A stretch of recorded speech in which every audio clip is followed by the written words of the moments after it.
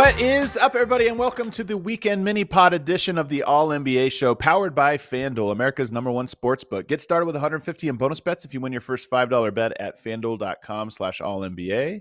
I'm your host, Adam Mares, and I'm joined by my esteemed colleague, not Tim Legler, Tim Cato, who is the ALLCITY NBA national writer. Just got that appointment this year, so he's going to be doing national NBA coverage for us on all of our networks, DNVR, PHNX, CHGO, DLLS, and PHOY. Cato, congrats on the gig. Thanks for joining me. Absolutely. It's a pleasure to be here. Happy to add another Tim to the crew. Kind of just the superior type of person covering the NBA, in my humble opinion. Well, there you go, man. And you already have some good articles up. If you subscribe, you can become a member of any of the local markets, so you get coverage of those local teams. So if you're a fan of one of those 5 teams, you'll also get all of Tim Cato's articles, doing stat deep dives, some quirky things, interviews, different things like that, power rankings throughout the year. You can catch all that out. We're 5 days into the season, and I've identified 3 stories for you. One of them was obviously given to us. It's Chauncey Billups is apparently a part of the mafia. This is the most bizarre news I could have possibly imagined. Also going to ask you about your Dallas Mavericks being absolutely horrible. But we have to start with, I think, the player who's most interesting through 2 games of the season so far, and that's Victor Wembanyama. In his season debut against the Dallas Mavericks, he put up 40 points and 15 rebounds, had some of the most dominant plays that you'll ever see. And the next night, 29 points, 11 rebounds, 9 block shots, very respectable, very good stat line, but a bit of a different game. First of all, you watched his first game. That was alien stuff. It was the type of game that, even though it's one game, it makes you want to overreact. What did it seem like to you being in the building? Yeah, I mean, that's next level stuff. People have said this before, but what Wembanyama is doing is not just look how big the numbers he's posting are. He is doing things that we have never seen before. Like physically, I have never seen people throw down alley-oops in the way that he can throw down alley-oops. This is a new realization that I am finding. I have watched the sport for 2 decades of my life, and I just did not know it was possible to move and like extend into spaces up in the air. I thought those are spaces like reserved for every once in a while, like peak LeBron James once a season. And Wemby is reaching these spaces almost every single game, multiple times a game.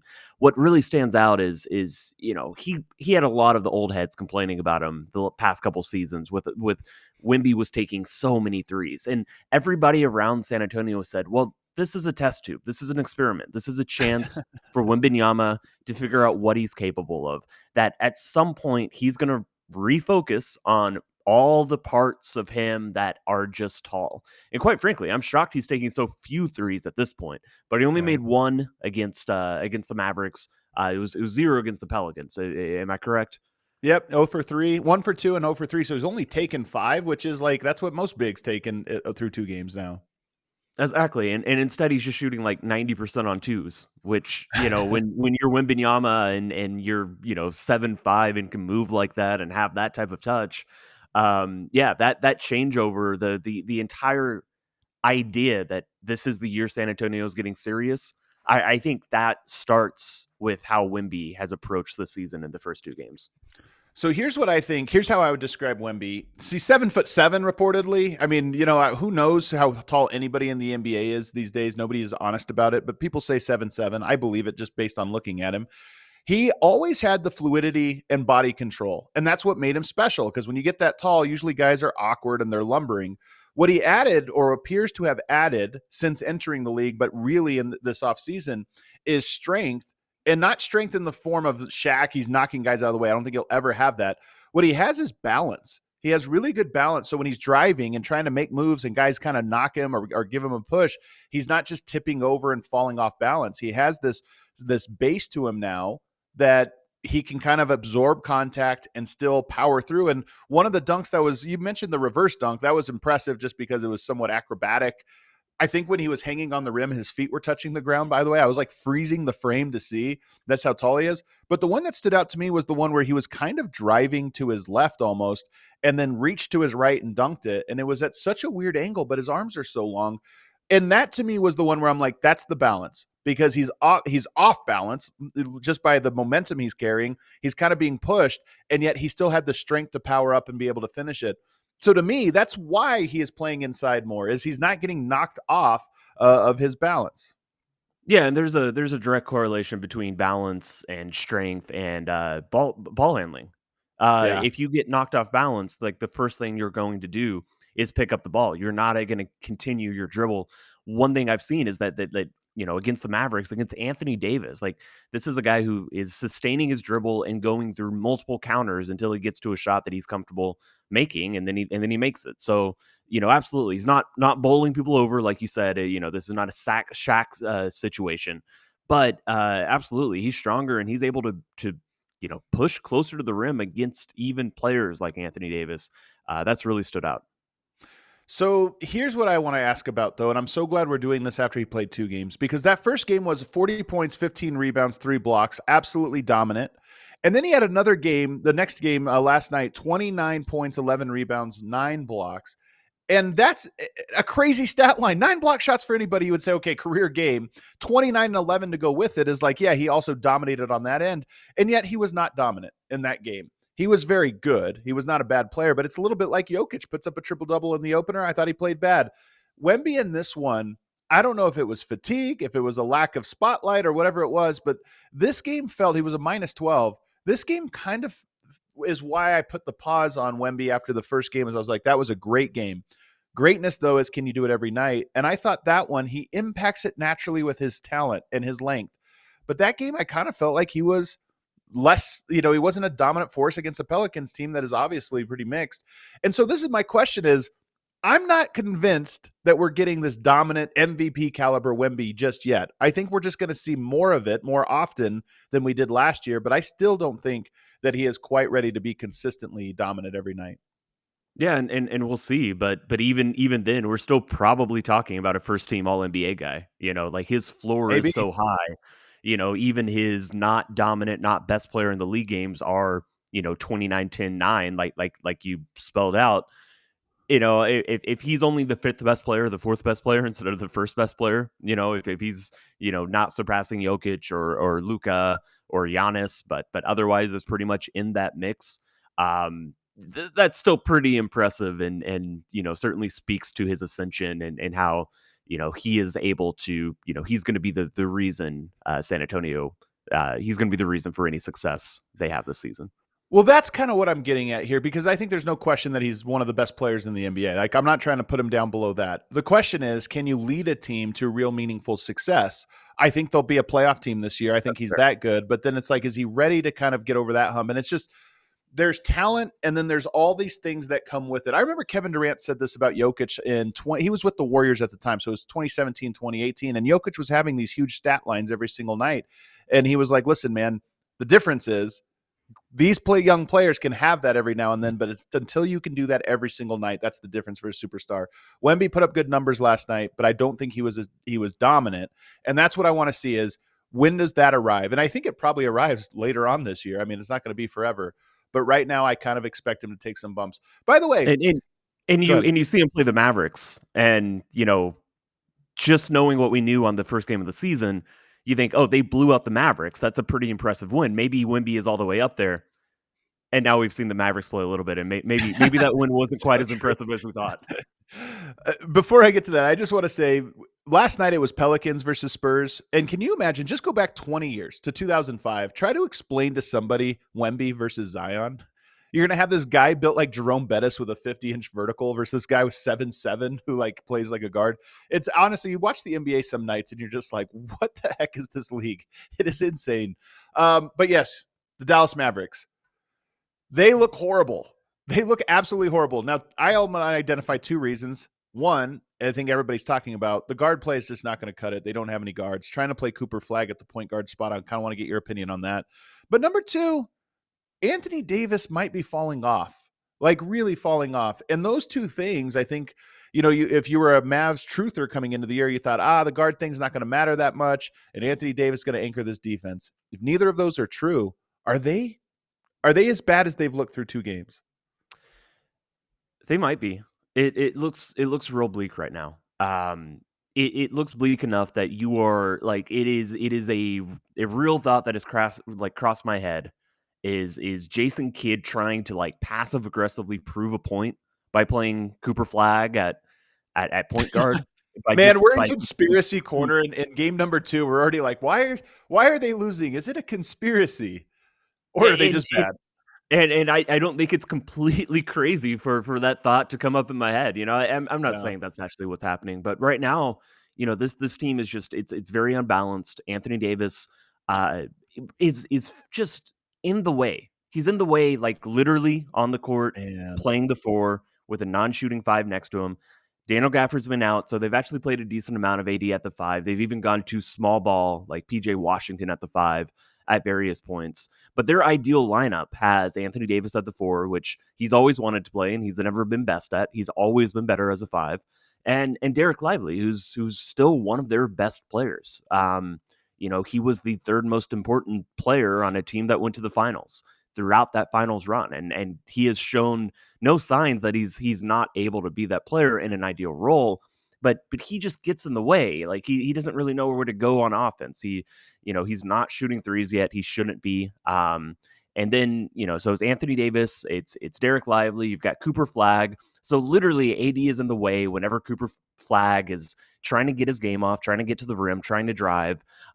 You've got one shooter in that mix, which is Klay Thompson, and Klay Thompson has had a very rough start to the season as well. That's somebody where it looks like age is definitely catching up to him. And Man. then you think just like AD's also in the way just because like this ideal lineup would have probably Cooper Flag at the four, or maybe he's at the three. Maybe you put PJ Washington at the four. But we're at a point where, Dallas thought, Nico Harrison thought this team was going to work without Cooper Flag, like imagine how bad it Oh, would be before the 1.8% odds.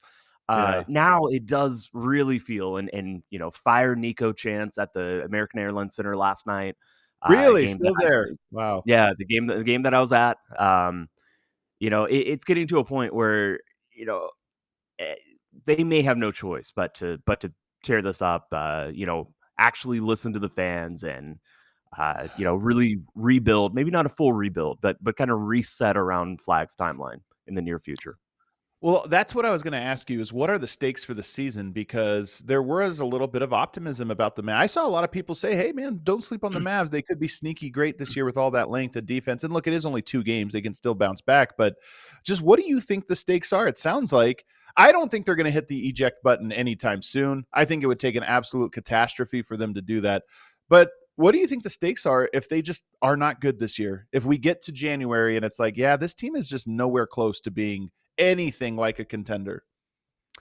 Yeah, their other year, I would agree with you. They have a long leash. There's a long leash for billionaires admitting mistakes, which is what would have to happen here. Is that like Patrick Dumont, the majority owner of the team, would have to be like, oh yeah, I shouldn't have let the GM make the Luka trade. I do think there's a long leash, but I do think the stakes of the season is that they have to prove the concept. It always was shaping Yeah, up to be more likely that if Dallas was going to be a contender, it's going to happen next year yeah. when Kyrie Irving, is fully back. Not he comes back in February and looks like a player rehabbing from coming back from an ACL injury for a month. That's not the way that you become like go into the playoffs and expect to do anything. It's going to be next year.